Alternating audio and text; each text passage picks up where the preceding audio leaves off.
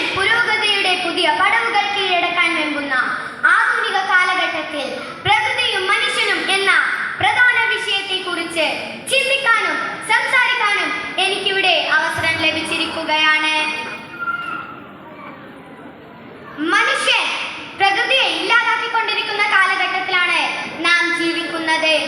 ഇനിയും മരിക്കാത്ത ഭൂമി നിന്നാസന്ന മൃതിയിൽ നിനക്കാത്മശാന്തി എന്ന് കവിക്ക് പാടേണ്ടി വന്നത് അതുകൊണ്ടാണ്. പ്രകൃതി ജീവിക്കാനുള്ളതെല്ലാം ഈ മനുഷ്യന്മാർക്കുണ്ട്. പക്ഷേ ഒരു കാര്യം നാം ചിന്തിക്കണം. നമ്മുടെ അത്യാഗ്രഹം നമ്മെ തന്നെ നശിപ്പിക്കും എന്ന് മഹാനായ ബാപ്പുജി പറഞ്ഞു. സുന്ദരമായ ഈ ഭൂമിയിൽ സ്നേഹിച്ചും സഹകരിച്ചും ജീവിക്കാൻ മനുഷ്യന് മാത്രമാണ് കഴിയാത്തത്. മനുഷ്യരുടെ ഈ ചൂഷണത്തിൽ പ്രകൃതിയുടെ പകുതിയോളം ഭാഗം മാലിന്യത്തിൽ മുങ്ങിയിരിക്കുകയാണ്. നാം ശ്രദ്ധിക്കണം. നാം ചെയ്യുന്ന ഓരോ തെറ്റിനും നാം തന്നെയാണ് നമ്മെ കളിയാക്കുന്നത്. പക്ഷേ നാം ഇനി ഇതൊന്നും ചെയ്യില്ല എന്ന് പറയണം. കാരണം നമുക്ക് ജീവിക്കാനുള്ള പ്രകൃതിയാണിത്.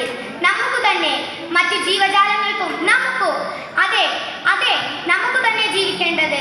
നാം ഈ പ്രകൃതിയെ സംരക്ഷിക്കണം. വികസനവും പരിസ്ഥിതിയും ഒന്നിച്ചു കൊണ്ടുപോകാൻ സാധിക്കണം.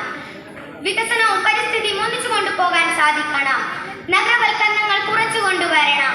പൂക്കൾ പുഞ്ചിരിക്കട്ടെ, പൂമ്പാറ്റകൾ പാറിപ്പറക്കട്ടെ, കിളികൾ കളകളനാദം മുഴക്കട്ടെ എന്ന് മാത്രം പറഞ്ഞുകൊണ്ട് എൻ്റെ വാക്കുകൾക്ക് ഞാനിവിടെ വിരാമമിടുകയാണ്.